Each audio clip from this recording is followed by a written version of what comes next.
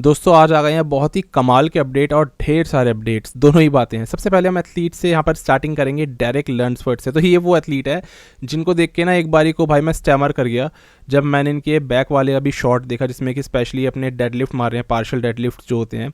और ये बैक जब मैंने देखी ना तो मुझे एकदम से वो रेमिनिसेंस आ गया, वो डोरियन येट्स का। मुझे उनकी बैक याद आ गई क्योंकि जब इन्होंने ये बैक अपनी मारी और उसके बाद में इन्होंने लेट्स अपने ओपन करे तो ये मास इतना ज़्यादा था लैट्स का, वो थिकनेस, वो बल्क उतना ज़्यादा था कि वो डोरी नेट्स के पास ही मैंने लास्ट टाइम देखा था। अगर बात करूं तो ऐसा नहीं है रॉनी कोलमैन कोई कम थे या फिल हीथ जैसे एथलीट्स की बैक कोई कम है, लेकिन ये इस हिसाब की बैक भी ना मतलब बहुत ही कम एथलीट्स पे मिलती है। इस हिसाब के लैट्स की थिकनेस बहुत कम होती है और जब ये बैक डबल मारेंगे डायरेक्ट इस बार, ये सारे मिस्टर ओलंपिया कंटेंडर्स को खा जाएंगे। सीरियसली ये बैक के आगे कोई नहीं टिक सकता इस बार। तो मुझे लगता है यार, अगर देखो सही में बोलते हैं ना कि बैक इज़ द गेम, हमेशा बैक से शोज़ जीते जाते हैं। तो अगर इस बार बैक गेम रहने वाला है, मैं सीरियसली ये बात बोल रहा हूँ, अगर बैक का ही सारा खेल है मिस्टर ओलंपिया में जीतने का, तो ये खेल फिर डायरेक्ट के पॉकेट में है।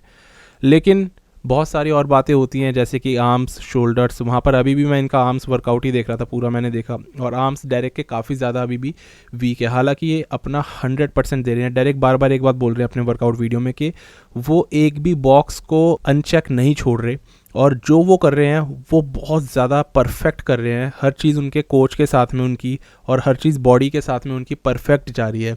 ना वो किसी चीज़ को एक्सेस कर रहे, जितने की ज़रूरत है बिल्कुल उतना कर रहे हैं। डायरेक्ट कह रहे हैं कि अगर कोई बोलेगा ना भी कि मिट्टी चाट लो उठा करके फ्लोर पे और यही तुम्हारा खाना होगा, तो मैं वो मिट्टी भी खा लूँगा और मेरे मुंह से एक शब्द भी नहीं निकलेगा। तो इतना ज़्यादा अभी फोकस्ड चल रहे हैं ये। ऐसा नहीं है कि सिर्फ डायरेक्ट, बल्कि सारे एथलीट्स इस टाइम पे इतने फोकस्ड चल रहे हैं। ये दोस्तों 9 वीक्स आउट की कहानी चल रही है इस वक्त पूरी की पूरी। अभी 9 हफ्ते पड़े हैं ओलंपिया आने में, तो सारे एथलीट्स का इस हिसाब का माइंडसेट देखने को मिलेगा। पर जिसका सबसे ज़्यादा होगा ना, वो इस बार का मिस्टर ओलंपिया जीतेगा। तो डेरेक इस बार इतना ज़्यादा कॉन्फिडेंट है, लेकिन वो ओवर कॉन्फिडेंट नहीं है। दोनों चीज़ों में बहुत ही थोड़ा सा एक फाइन सा फ़र्क होता है। तो डेरेक कह रहे हैं मुझे फ़र्क नहीं पड़ता कि मैं फर्स्ट आऊँगा या सेकंड आऊँगा, हो सकता है फर्स्ट भी आ जाऊँ, लेकिन मैं चल रहा हूँ बहुत ज़्यादा पॉजिटिव और हद से ज़्यादा एक ग्रेटिट्यूड लेकर के। डेरेक का ये कहना है कि वो अपने हर एक वर्कआउट के लिए बहुत ज़्यादा एक्साइटेड चल रहे हैं। वर्कआउट ख़त्म होने के बाद और ज़्यादा एनर्जी में आ जा रहे हैं, जबकि उल्टा होता है, एथलीट्स इतनी लो एनर्जी में चल रहे होते हैं, लो कार्ब डाइट होती है, लेकिन वो कह रहे हैं मेरी और ज़्यादा एनर्जी बढ़ जा रही है और हर चीज़ के लिए बहुत ज़्यादा वो खुश हैं। हर चीज़ के लिए वो पूरे दिन थैंक यू कह रहे हैं गॉड को।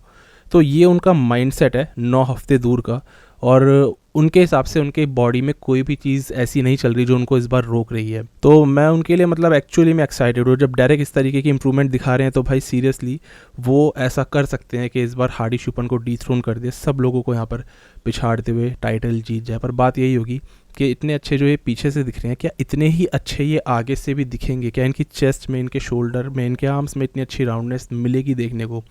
यहाँ पर ये एक सवाल आता है। लेकिन डेफिनेटली डायरेक्ट ने इस बार जो पिट्सबर्ग की गेस्ट पोजिंग में अपना पैकेज दिखाया था, इन्होंने फिर से सब लोगों को चौंका दिया था और वही इनकी बेस्ट फिजिक अभी तक की लग रही थी।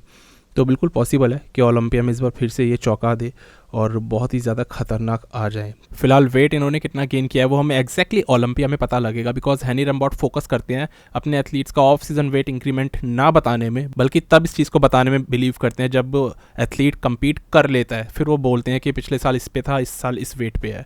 तो तभी हमें पता लगेगा डायरेक्ट ने कितना इस मास इंप्रूवमेंट के चक्कर में अपना वेट गेन किया है। तो आपको क्या लगता है, डायरेक्ट लर्न्सफोर्ड जीतेंगे नहीं जीतेंगे? बताना मुझे कमेंट में। अब इसके बाद दोस्तों हम आते हैं अगले एथलीट पे। अब ये नाम आ जाता है इसके अंदर अली बिलाल का। तो अली बिलाल भी compete करने वाले हैं आने वाले इसी इटली प्रो शो में, जिसको कि हम यामामोटो भी बोल रहे हैं। तो अली अपनी डेफिनेटली मेंस फिजिक कैटेगरी में खेलेंगे और इसको जीत करके ओलंपिया की क्वालिफिकेशन लेने की कोशिश करेंगे। हाल ही में अभी ऐसे दिखाई दिए और वही एक टिपिकल अली बिलाल हमें दिख रहे हैं, वही ऑब्लिक्स, एब्स दिखाते हुए, अच्छे शोल्डर के कैप्स दिखाते हुए, चेस्ट भी अच्छी है, फ्रंट बॉडी अच्छी दिखती है इनकी। तो कोई मेजर ड्रास्टिक चेंज हम अभी तो एक्सपेक्ट नहीं करेंगे, एटलीस्ट अभी एक हफ्ते पहले तक तो बिल्कुल नहीं। देखते हैं किस तरह दिखते हैं अली इटली प्रो शो के अंदर और कौन इनका मेन कॉम्पिटिटर बनेगा। मुझे लगता है इस वाले शो को तो उनको जीत ही जाना चाहिए और यहाँ पर तो जहाँ तक है पॉलिटिक्स इनके साथ में नहीं खेली जाएगी। अब मेन बात यह, अली शो को नहीं जीते अगले शो को जीत जाएंगे, लेकिन मेन चीज़ ये देखने वाली होगी कि क्या ओलंपिया में ये टॉप 10 वापस से सिक्योर कर पाएंगे पिछले साल की तरह। तभी एक प्रूव करेंगे अपने आप को ये बेहतर एक चैम्पियन।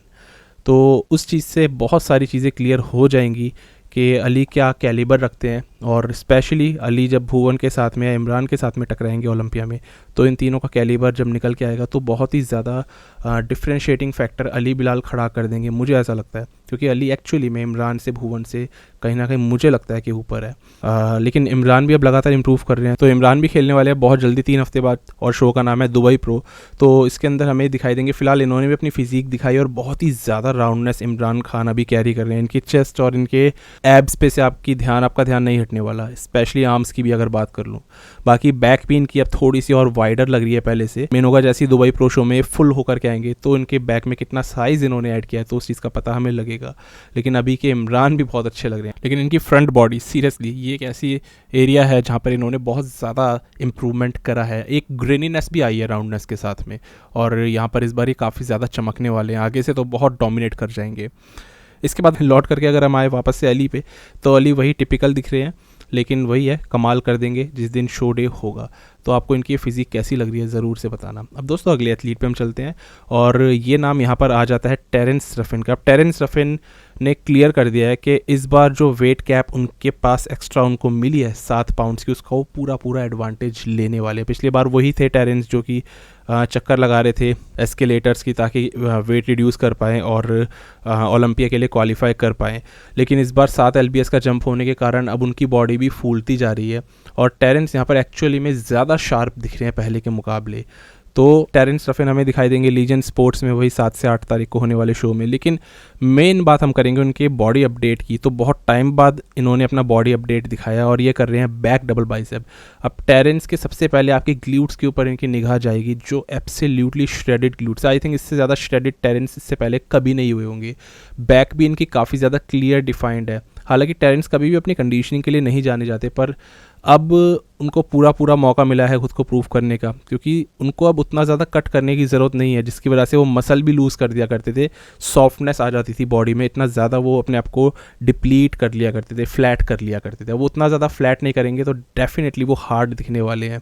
लीजेंड में कैसे दिखेंगे उससे बहुत अंदाज़ा मिलेगा कि ओलंपिया में कैसे दिखेंगे।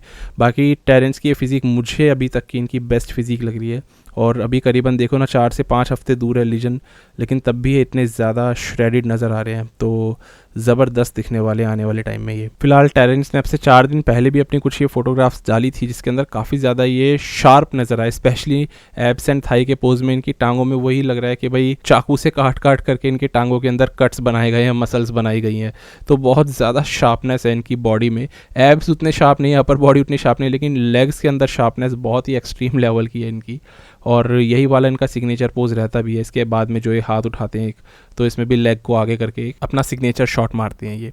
तो टेरेंस इस बार काफ़ी ज़्यादा लग रहे हैं कॉन्फिडेंट पहले के मुकाबले एटलीस्ट, और देखते हैं क्या ये वही वाली प्लेस अपनी सिक्योर कर पाएंगे जो सीबम के पीछे इन्होंने पिछले 2 साल से कर रखी थी, या फिर नहीं अब टाइम बदल गया है, अब अर्स कैलेंसेंस्की और रेमॉन डिनो का ही टाइम चल रहा है, या ब्रेवन एंसले में भी। तो यही देखना होगा। आपका इसमें दोस्तों क्या थॉट्स हैं? आपको लगता है टेरेंस रफिन अब आ सकते हैं वापस से top 2 classic physique body builders में? अब दोस्तों हम अगले अपडेट पे बढ़ते हैं, और यहाँ पर एथलीट का नाम आ जाता है ब्लेसिंग।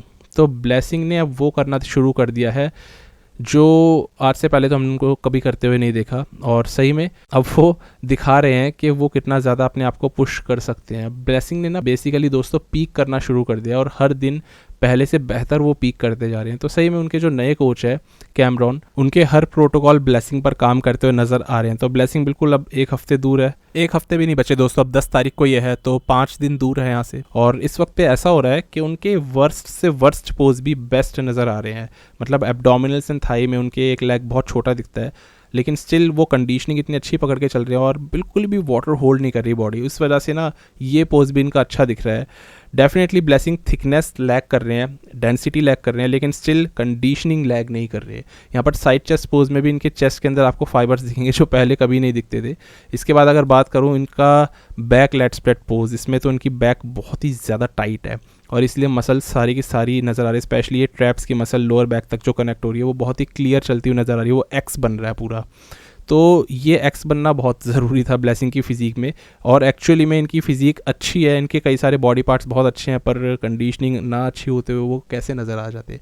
पर अभी हर एक चीज़ नज़र आने लग गई है। और ये वाला जो इनका एब्डोमिनल्स एंड थाई वाला पोज है, जिसमें कि ये एब्स एंड ऑब्लिक्स भी दिखाते हैं और चेस्ट को भी टाइट करते हैं एक हाथ से, इस पोज़ में इन्होंने कमाल कर दिया। इस पोज़ को मैंने देखा और मुझे लगा भाई ये अभी की ही ब्लेसिंग है, इससे ये यकीन नहीं हुआ था मुझे देख करके।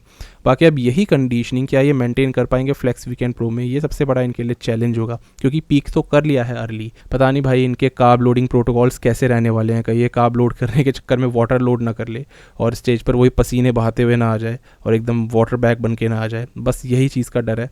आई थिंक इस चीज़ का डर इनको सबसे ही ज़्यादा होगा। तो देखते हैं, एक्सपेरिमेंट तो कर रहे हैं और बहुत ही सक्सेसफुल नज़र आ रहे हैं इनके साथ इनके कोच के करे हुए एक्सपेरिमेंट। बाकी ब्लेसिंग की फ़िज़ीक हमें इटली प्रो में देखने को मिलेगी, फ्लेक्स वीकेंड प्रो में, और तभी हम बेहतर बता पाएंगे, पता लगेगा कि इनका कैलिबर क्या है। देखते हैं जीत पाते हैं शो को कि नहीं, क्योंकि इनके साथ में एक और कॉम्पिटिटर हैं दोस्तों उसमें, और इसी कॉम्पिटिटर को लेकर के मैं आ जाता हूँ अब अगले अपडेट पे।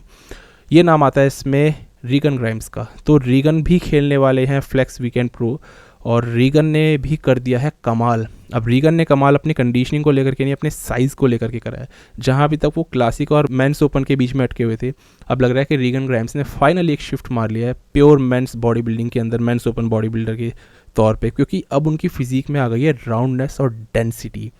अब रीगन ने अपना मेनली करा है वेट जंप, और ये आता है 245 से लास्ट ईयर, और अभी 274 पे आ चुके हैं। तो अच्छा खासा आप समझ के चलो कि इन्होंने मोटा मोटा 29 पाउंड्स का वेट गेन किया है, और उसमें जितना भी इन्होंने मसल गेन किया है वो एग्जैक्टली पता लगेगा एक हफ्ते बाद। पर एक्चुअली में ये थिकनेस दिख रही है। पता नहीं मिलोज ने इनको कितने इंसुलिन शॉट्स दिए होंगे इसके लिए, लेकिन एक्चुअली में मजाक वाली बात नहीं है, मिलोज इंसुलिन प्रोटोकॉल सबसे ज़्यादा फॉलो करवाते हैं अपने एथलीट्स को। बाकी रीगन भी बड़े होते हुए नज़र आए, और कुछ यही चीज़ हमने दोस्तों सैमसन दौदा के साथ में भी देखी थी। तो मिलोज के क्लाइंट्स के साथ में एक ये चीज़ तो हम ज़रूर से देखते हैं कि ये ना एक हैवी वेट जंप करवाते हैं अपने एथलीट्स को, और कभी कभार क्वालिटी ज़्यादा लूज़ हो जाती है उस वजह से, बिकॉज एकदम से गेन करी हुई मसल टिश्यू कभी भी उतना ग्रेनी नहीं हो सकता जो एथलीट का वो कई सालों में बनाता है। समझ रहे हो, हैनी रम्बॉट इस चीज़ पे हमेशा फोकस करते हैं कि आप एकदम से कोई मसल टिश्यू गेन तो कर लोगे ड्रग्स से, स्टेरॉइड से, पर उस टिश्यू के अंदर वो ग्रेनीनेस, वो हार्डनेस आ ही नहीं सकती है। अब सैमसन दौदा भी डेफिनेटली कोई अपनी ग्रेनीनेस और हार्डनेस के लिए नहीं जाने जाते जो पहले जाने जाते थे वो, और इसी तरीके से अभी रीगन के साथ हो सकता है। लेकिन फ़िलहाल की फ़ोटोज़ तो ये बता रही है कि भाई नहीं, इन्होंने सही में एक हार्डनेस भी गेन करी है और थिकनेस भी गेन करी। अब क्या ये रीगन ग्राइम्स इस शो को जीत सकते हैं? पॉसिबली, देखना होगा कि ये फ्रंट से कैसे नज़र आएंगे, क्योंकि अभी इनका साइड चेस्ट पोज बहुत ही लग रहा है ख़तरनाक, और एक्चुअली में बॉडी में कोई फ्लॉ नज़र नहीं आ रहा है। इनकी चेस्ट में आपको दिख जाएंगे फाइबर, जो बहुत ही ज़्यादा एक फटती हुई चेस्ट नज़र आ रही है। इनके शोल्डर में आ जाएगी 3D-नेस पूरी निकलती हुई आपको नज़र। उसी के साथ ही साथ इनके नीचे से अगर आप देखो तो जो हैमस्ट्रिंग्स है ना, आपको आईटी बैंड्स के नीचे हैमस्ट्रिंग्स लटकते हुए मिलेंगे। तो रीगन के यहाँ पर भी आपको साइज़ गेन अच्छा खासा दिखेगा, कैफ्स भी बहुत अच्छे दिख रहे हैं, और फ्रंट से जो ये शॉट मार रहे हैं तो इसके अंदर ये इनका सबसे वर्स्ट शॉट था मैं आपको बताऊं। अभी ये शॉट इनका काफ़ी अच्छा लग रहा है, क्योंकि शोल्डर्स डोमिनेट करने लगे हैं, चेस्ट ने थिकनेस पकड़नी शुरू कर दी है। अब मेनली देखना होगा कि ये बैक शॉट्स में अपना कितना और इम्प्रूवमेंट लेकर के आएंगे। तो जो भी है, भले मिलोज अपने एथलीट्स को एकदम से एक मासिव साइज जंप करवाते हैं, लेकिन उनके एथलीट में अब एक स्पेशली रीगन के अंदर अगर बात करूं तो एक भाई इम्प्रूवमेंट तो आया है, और ये अलग ही रीगन ग्राइम्स लगने लग गए हैं। तो देखते हैं क्या करते हैं फ्लेक्स वीकेंड प्रो में। बाकी कंपटीशन बहुत ही दमदार होने वाला है, भले ये कॉम्पिटिटर गुड वीटो जैसा चला गया हो, लेकिन रीगन ग्राइम्स है, ब्लेसिंग है, नाथंडे आशा भी है। अभी उन्होंने भी अपना अपडेट डाला है, इस वक्त पे ऐसे दिख रहे हैं, बिल्कुल अभी का ही अपडेट है ये, तो अच्छे दिख रहे हैं एक्चुअली में, काफ़ी प्रपोर्शनेट दिख रहे हैं। चांसेस हैं कि ये शो को जीत जाए, क्योंकि ये pure body building physique carry करते हैं, कम से कम फ्लॉज कैरी करते हैं। देखते हैं क्या होता है फ्लेक्स वीकेंड प्रो में। आपके हिसाब से प्रिडिक्शन में कौन सबसे ऊपर होना चाहिए? मैं पर्सनली बोलूं तो मुझे नाथंडे आशा के जीतने के सबसे ज़्यादा इसमें आसार लगते हैं। उसके बाद ब्लेसिंग की प्लेस आ सकती है सेकंड, उसके बाद रीगन आ सकती है, तो ऐसा मेरे हिसाब से रह सकता है। बाकी यही थी मेरी एक छोटी सी प्रेडिक्शन इन तीन ही एथलीट्स के लिए जो मेन एथलीट्स हैं। बाकी आप बताओ आपका क्या कहना है। बस दोस्तों आज के तो यही सारे अपडेट्स थे, और सारे ही मैंने आपको एक नए एथलीट्स के एक तरह से अपडेट्स दिए, और ख़तरनाक इंप्रूवमेंट वाले अपडेट्स थे, चाहे यहाँ पर रीगन ग्राइम्स की बात करूँ, चाहे डेरिक लंसफोर्ड, चाहे ब्लेसिंग की कंडीशनिंग को लेकर के जो रेयर होता है, यहाँ पर टेरेंस की एकदम हार्ड ग्रेनी कंडीशनिंग लेकर के बात करूँ, और यहाँ पर अगर मैं इमरान खान की भी बात करूँ तो उन्होंने भी इम्प्रूवमेंट करा है अपने साइज़ में। तो एक्चुअली में एथलीट्स आजकल बहुत ज़्यादा इम्प्रूवमेंट कर रहे हैं। इस साल तो मुझे लगता है ये बेस्ट ईयर होने वाला है 2023। फ़र्क नहीं पड़ता किस डिवीज़न की बात करो, लेकिन कोई भी डिवीज़न में सारे एथलीट्स इस बार अपना बेस्ट दे रहे हैं, और सारे के सारे एथलीट्स ऐसा लग रहा है कि परफेक्ट चल रहे हैं बिना किसी मेजर बॉडी प्रॉब्लम के। तो ये भी बहुत बड़ी बात होती है, हमेशा किसी ना किसी के साथ कुछ ना कुछ प्रॉब्लम लगी रहती है, पर इस बार ज़्यादातर एथलीट्स हर एक डिवीज़न में मैं देख रहा हूँ बहुत ही सही जा रहे हैं। तो बहुत अच्छी बात है। इस बार का ओलंपिया मेरे हिसाब से काफ़ी दिलचस्प होना चाहिए, मज़ेदार होना चाहिए।